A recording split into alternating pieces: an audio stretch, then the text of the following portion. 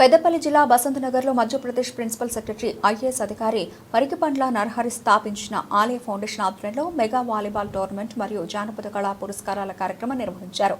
నరహరి తండ్రి స్వర్గీయ శ్రీ పరికిపండ్ల సత్యనారాయణ జ్ఞాపకార్థం క్రీడా పోటీలు నిర్వహించారు. క్రీడా పోటీల్లో 16 జట్లు పాల్గొనగా ఫైనల్స్లో ములుగు జిల్లా సమక్క సారాలమ్మ మేడారం అలాగే కరీంనగర్ జట్ల మధ్య జరగ మేడారం జట్టు విజయం సాధించింది.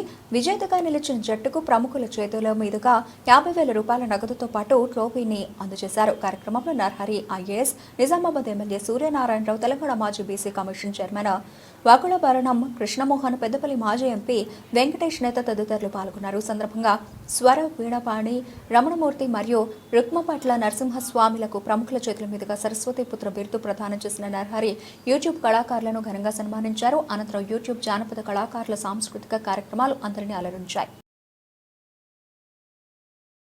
ప్రత్యేక ధన్యవాదాలు. ఇంత మంచి అవకాశం ఇచ్చి ఇది రెండోసారి నేను ఇక్కడికి రావడం, కానీ పోయినసారి అంత సర్ప్రైజ్గా అనిపించలేదు, కానీ ఈసారి నిజంగానే మిరాకిల్ అనిపిస్తుంది. ఎందుకు జరిగింది, నేను ఇటు సైడ్ కోడళ్ళు అయిపోయినా. సో ఇది మా బసంత్ నగర్ ఏరియాలో జరుగుతున్నటువంటి ప్రోగ్రాంగా కృతజ్ఞతలు sir. Thank you so much. అలాగే స్టేజ్ మీద మా అందులో సందే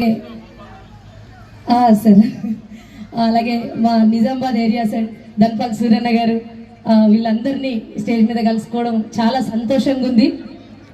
అలాగే మీ అందరికీ తెలుసు, నేను మొదలుపెట్టింది గడ్డం మ్యూజిక్ ఛానల్ తరఫున.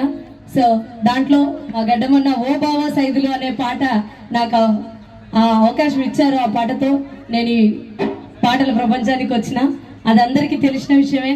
ఆ తర్వాత కూడా చాలా పాటలు, అందాల నామగుడు, ముద్దుల రాయమల్లు, చలో చలో కమలమ్మ, ఇలాంటి చాలా పెద్ద పెద్ద హిట్స్ ఉన్నాయి. నేను ఇదివరకు చాలా పాటలు పాడినా.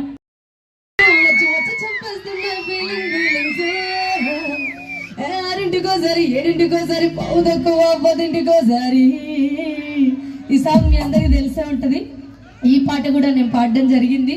సో ఇంత మంచి అవకాశం ఇచ్చినటువంటి మీ అందరికీ, అలాగే పెద్దలందరికీ, నరహరి సార్ గారికి, మా గడ్డం రమేష్ అన్నకి అందరికీ ధన్యవాదాలు. Thank you sir.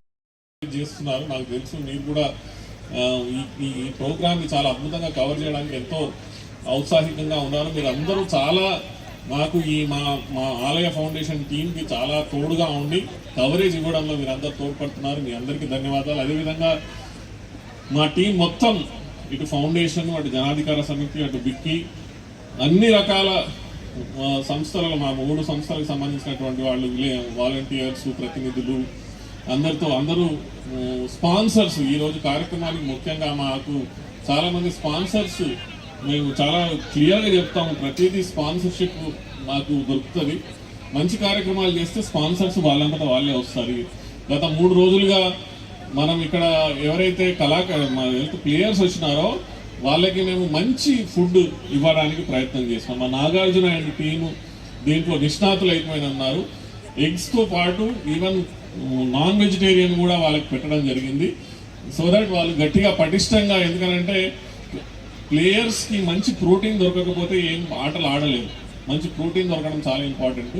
మా స్పాన్సర్స్ అందరికీ పేరు పేరున ఈరోజు సన్మానం యాక్చువల్గా స్పాన్సర్స్ చేయాల్సింది ఉండింది, కానీ సమయాభావం వల్ల చేయలేకపోతున్నాము. మరొకసారి మీరు అందరూ స్పాన్సర్స్, అదేవిధంగా ఫౌండేషన్కి గత 2013లో తెలంగాణ వస్తున్న తరుణంలో, ఒకలాబండం గారు, తెలంగాణ వస్తున్న తరుణంలో కాశీనాథ్ గారు, అంటే చాలామంది ఏమనుకున్నారంటే తెలంగాణ వస్తుందంటే వచ్చిన తర్వాత ఏం చేయాలంటే మన వంతు పాత్ర ఏంది అనే విషయాల మీద మా టీం అందరితో చర్చించిన తర్వాత ఈ ఆలయ ఫౌండేషన్ ఏర్పాటు చేయడం జరిగింది.